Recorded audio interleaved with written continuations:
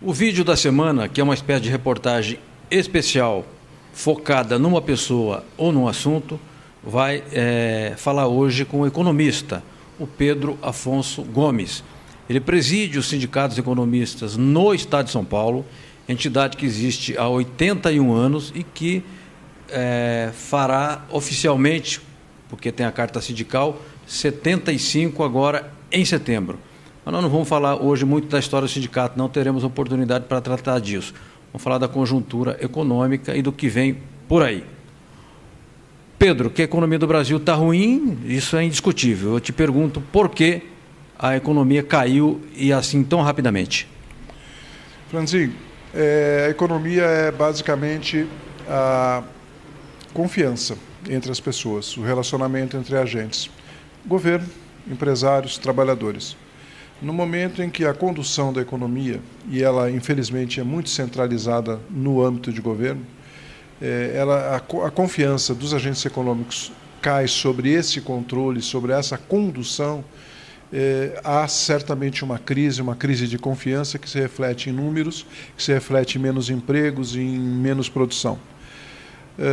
Isso vem já de 2 anos, alguma coisa assim, quando se percebeu que o governo não tinha mais controle sobre nem as suas próprias contas, quanto também sobre as taxas de juros, sobre os índices de crescimento, sobre as políticas de subsídios. E isso faz com que o empresário que não tem confiança no futuro deixe de investir e também, consequentemente, gere menos emprego. Agora, Pedro, diante deste diagnóstico, a mídia e economistas assim mais renomados aconselharam o ajuste fiscal. A velha receita, digamos, para enfrentamento da crise, segundo o ponto de vista liberal. A Dilma fez o ajuste fiscal e a economia não melhorou. Por quê? Ela fez, na verdade, parcialmente, o ajuste fiscal. Havia uma proposta de redução de 80 bilhões por ano nos gastos. Só que, na verdade, foi invertido. Por que foi invertido?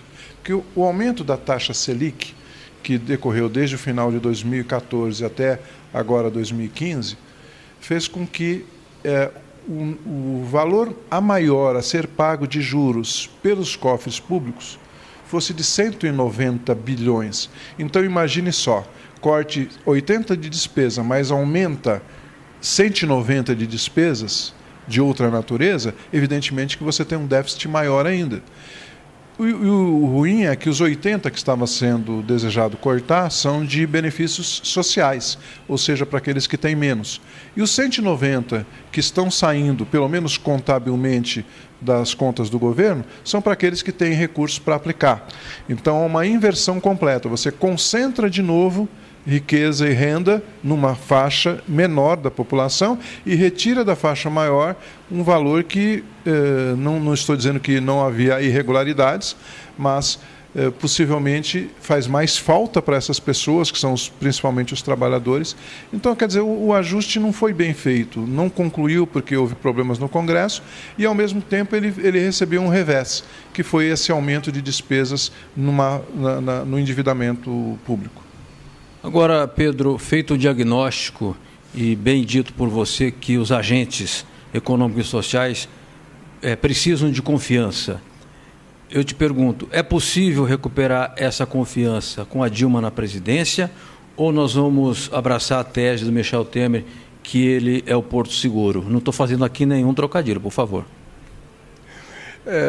Bem, a minha impressão até um tempo atrás é que seria ainda possível manter-se a presidente Dilma à frente do governo. Eu já estou com certa dúvida. Por quê? Porque as condições políticas se agravaram demais, sem uma reação, sem uma resposta positiva do governo. Não que a oposição tenha dado essa resposta, a oposição também não deu essa resposta. Entretanto, o próprio governo que está à frente deveria ter sido positivo, no sentido de reunir forças, de fazer as concessões positivas, e não estou falando isso em troca de favores, mas sim concessões positivas, e dizer aos empresários, aos trabalhadores, que as soluções seriam estas, destas e aquelas. Ficou-se naquele modelo já de corte de despesas, que de fato é necessário fazer, mas sem sem uma perspectiva de avanço. Então, eu não sei se há ainda condições dela governar. Mas também acho que o vice-presidente não terá as mesmas condições, quer dizer, está sendo vendida uma ideia que não vai ser entregue. Estão prometendo que não vai ser possível entregar. Então, não será muito fácil esse próximo ano e meio a 2, pelo menos, mesmo havendo a troca do titular da presidência da República. Pedro Afonso Gomes, presidente do Sindicato dos Economistas. O que se propôs de remédio é um documento chamado Ponte para o Futuro, também chamado de Plano Temer. Eu, evidentemente, sou leigo, mas eu dei uma passada de óleo lá e pensei assim, para que perder tempo com o Michel Temer se pode chamar o FMI? Porque o plano é um petardo neoliberal, achei muito atrasado. Que avaliação você, economista, faz do plano chamado Plano Temer?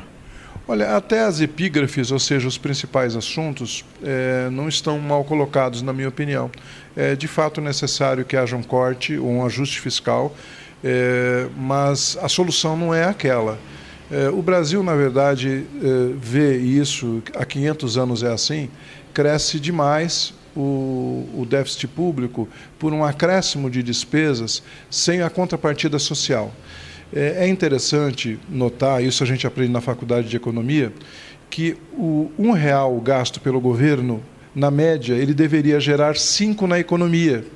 Só que da forma que é gasto, sem um direcionamento para o desenvolvimento a longo prazo, o governo faz o quê? Ele gasta e aquele dinheiro morre ali. Não multiplica, aquele dinheiro não se multiplica em benefício para a sociedade. Então, há um crescimento, há decisões judiciais, há uma máquina administrativa, e eu não estou colocando culpa nenhuma em funcionário público, mas há uma máquina que consome demais. Depois há um orçamento muito mal feito, porque não é técnico, é político. O orçamento sendo político, ele vai enxertando despesas sem pensar onde cortar. Isso vai crescendo, crescendo, crescendo e não vai se resolver.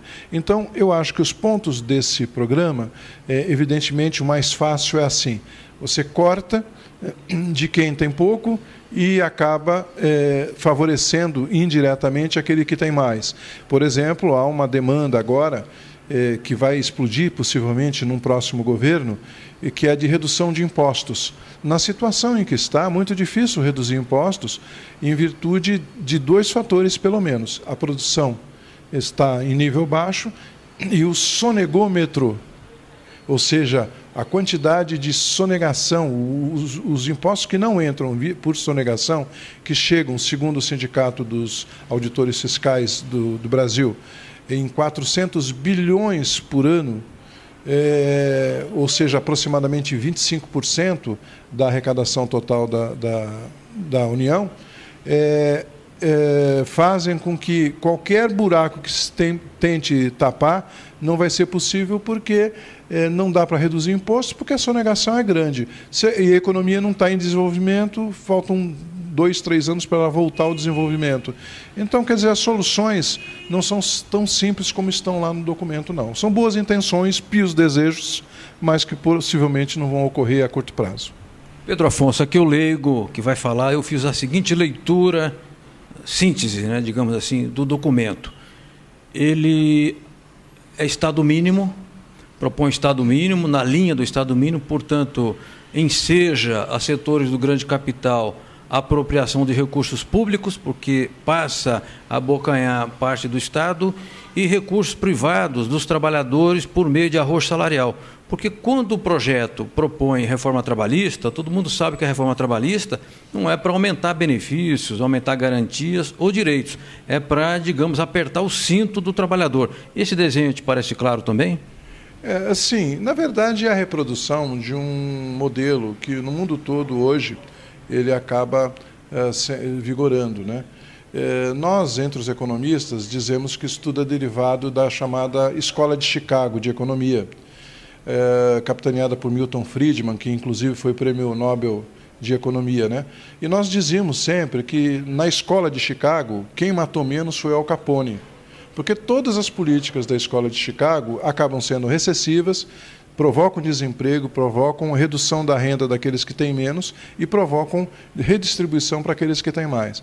Então, esse é o modelo do mundo todo. Neste caso que você se refere, do programa, é claro, a história do Estado mínimo é uma ideia liberal que não funciona em todos os lugares. Se funciona na Suécia, se funciona na Noruega, se funciona na Holanda, é porque o desenvolvimento social e o desenvolvimento da economia já está de tal modo assentado na solidariedade, e nós vemos esses três povos muito solidários na sua história, né? A Holanda, que recuperou 1/3 do seu território durante 300 anos, quer dizer, a primeira geração não tinha nem hipótese de utilizar aquilo que esta geração está usando hoje, é uma forma diferente de entender a história. Para esses países pode até funcionar um Estado mínimo e liberdade maior para o cidadão. Naqueles lugares onde, como a América Latina de modo geral, o Brasil especialmente, ainda há uma diferença social muito grande, diferença de condições de riqueza, não há como o Estado ser mínimo, porque ele precisa ainda repor aquilo que faltou nas gerações anteriores para tentar chegar numa igualdade melhor do que está hoje. Então, o Estado mínimo não pode funcionar nessas circunstâncias. E aqueles que dominam a política, a economia, precisam entender isto, que é necessário ainda 1, 2, 3 gerações para se tentar repor uma igualdade maior. E que eles vão continuar ganhando, mas que haja uma redistribuição de renda e riqueza. Pedro Afonso Gomes, presidente do Sindicato dos Economistas no Estado de São Paulo. Eu quero crer que dentro do sindicato existam posições muito divergentes dos economistas a respeito da conjuntura, de leitura da conjuntura e, digamos, de remédio para o enfrentamento da conjuntura. E o presidente do sindicato ele tem que conviver com todas as tendências, ser um elemento moderador das posições. Como é que o sindicato administra, digamos assim, as tendências, as posições, as doutrinas que circulam entre os economistas associados? Na verdade, nós respeitamos muito todas as posições. Aliás, é uma tradição dos economistas. Diz o professor Delfim Neto que os economistas são divididos em 9 escolas diferentes e todas certas, porque cada uma parte de um pressuposto. Então, nós temos que respeitar tudo isso. Então, essa convivência, desde que seja respeitosa, que possa haver diálogo, que as pessoas não se fechem por interesses particulares, nós temos que levar adiante. Então, eu não me preocupo muito com a posição de um determinado ou de outro. Na própria diretoria nós temos posições diferentes, mas nós não precisamos obrigatoriamente nos fixar nisso. Nós tentamos localizar os pontos chaves, aquilo que é inegociável, e a partir daí trabalhar sobre ele. E o restante, que matiz que forma se é mais social, se é mais liberal, se é mais por uma tendência ou outra, não nos preocupamos.